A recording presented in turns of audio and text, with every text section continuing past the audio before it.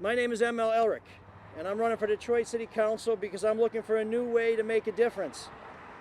As long as I can remember, reporters have played a crucial role in bringing about positive change in Detroit.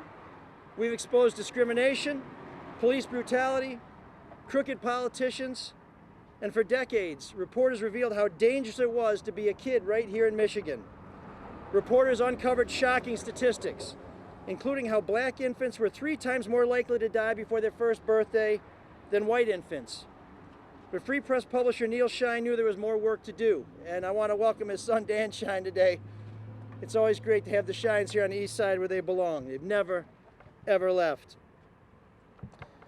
So Neil Shine said 30 years ago, our efforts were professional and well-meaning, but the positive results have been sporadic and minimal. So he launched Children First, declaring that the newspaper would engage philanthropists, activists, parents, and church leaders in a campaign to make Michigan safer for children. We are no longer going to be just the scorekeepers, Neil said.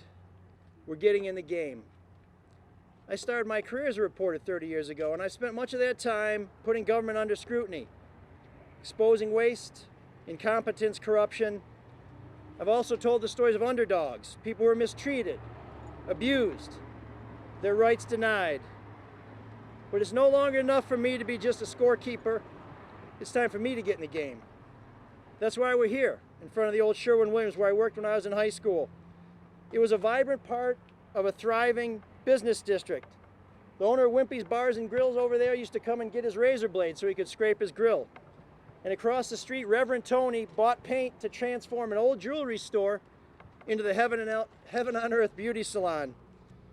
Well, heaven sometimes seems like it's a little far away, but we're gonna bring it back, and not just to Earth, right here to District 4. Neighbors came here for carpeting, for blinds, and for jobs. And the boards are finally coming off of this place, but there are still too many boarded up buildings in our neighborhoods.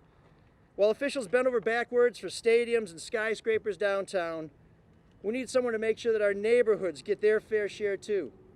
We need someone to listen to our concerns, to help navigate the bureaucracy, to cut through all that red tape.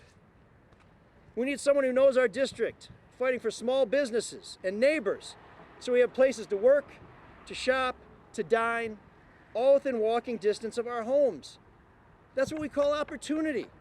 And this campaign is all about opportunity, safety, and accountability. Safety means that first responders come when we call, the first time. I want our firefighters and EMTs to have the training and equipment they need to succeed. And I want more police, and I want better police. I want more police we have so that we have enough cops to stop the reckless speeding through our neighborhoods and our intersections. And to see Anthony Benavides here, your boys, more cops like the Benavides, we're good. We're all set. I want more police so our officers get to know us. I also want police who have the experience and the temperament to diffuse difficult and dangerous situations, who are trained to be peacekeepers first and warriors second. And accountability, well, I think you all know where I stand on that. It means putting public service above self-service. I know the difference, and I've never been shy about calling out those who put their family above your families. But accountability also means making sure that every deal the city cuts puts Detroiters, and not billionaires, first and foremost. It means that when a big shot fails to live up to their end of a bargain, that we demand something in return. No one should ever take us for granted. I've been a coach, a mentor, a school board member, a fundraiser, a union organizer, a neighborhood activist, and I'm your street representative for beautiful East Outer Drive, the boulevard just to my right. In 1984, I would ride my bike past the house where I live today. In 1999, Teresa and I bought our home in East English Village with a 9-month-old baby under our arm and another one on the way. Shortly after we got there, we had our car stolen. We've seen our neighbor's home firebombed. We waited, and we waited for the police to come, and we've suffered through more power outages than I can count. I don't even want to try and count. I'm talking like gloves off, shoes off, abacus, we don't know. But we're not going anywhere because this is our home. It's where we watched our girls laugh and play. With the other children in our neighborhood, we've seen Detroit rise and fall and rise again.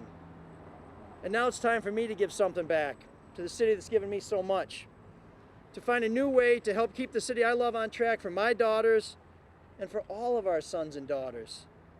It's a big job, and I can't do it without your support. Which brings me back to another lesson I learned working at the Sherwin-Williams. Printed on the side of every case of paint were the letters TEAM. They stand for Together Each Accomplishes More. Now I know it sounds corny, but it's absolutely true. And that's why today I'm hoping you'll join me so that we can get in the game together, and so that together we can accomplish a whole lot more than just keeping score. Thanks for being here today, and God bless Detroit.